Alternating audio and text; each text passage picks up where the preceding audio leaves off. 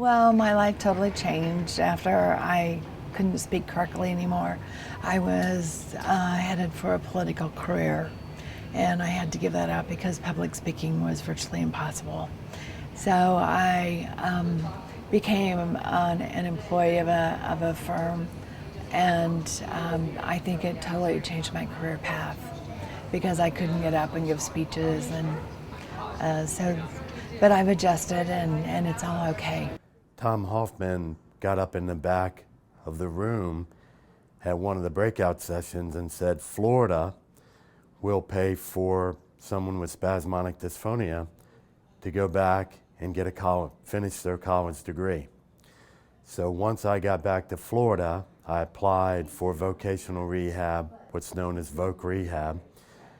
They allowed me to finish my associate's degree. After receiving my associate's degree, which I received straight A's, I received a scholarship to attend University of South Florida, USF, and I attended the St. Petersburg campus. December 16, 2013, I received my bachelor's degree in accounting, and since then I have applied to law school. When it became very severe, I lost my job.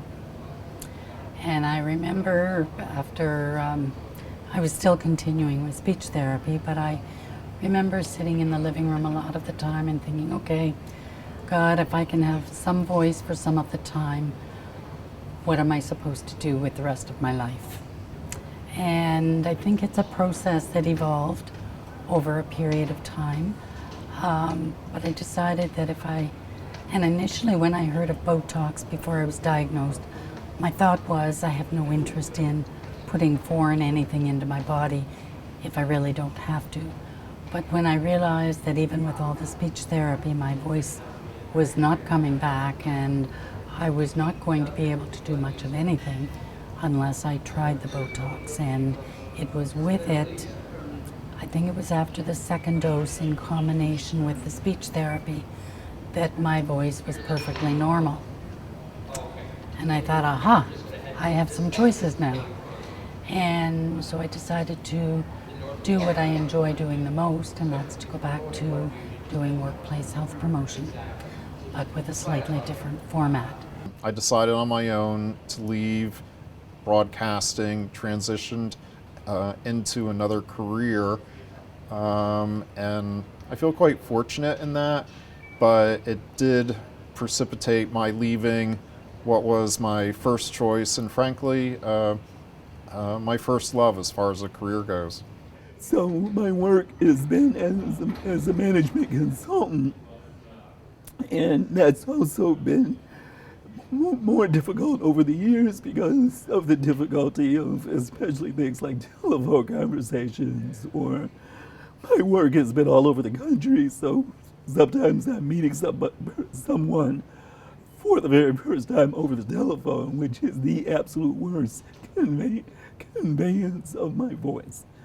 And so as a result, I retired from my consulting business last year to be able to write. One day I came home struggling very, very much to talk and worried about my career, and my wife told me she had scheduled a trip to California for me to go get evaluated and see Dr. Trong. I went out there and spent an afternoon being diagnosed, and the next day he said he would inject me with Botox, and he did. And the next morning I got up and I could talk. And it was a miracle to me. It was a career-saving event, and I owe most of it to the NSDA for having the resources to find Dr. Trong. I still go to him now, and I have been able to try probably 50 jury trials since I got SD that I never would have been able to do if I hadn't found this doctor and this treatment. And just as a sidelight, I've now got a grown daughter who went into speech pathology because of this. I was also, like I said, an actor. I used to do voice work, a lot of voice work. So I primarily made my living with my voice. So it was devastating at first, but I decided to embrace what I had. I just decided to smile through it. So that's helped a lot.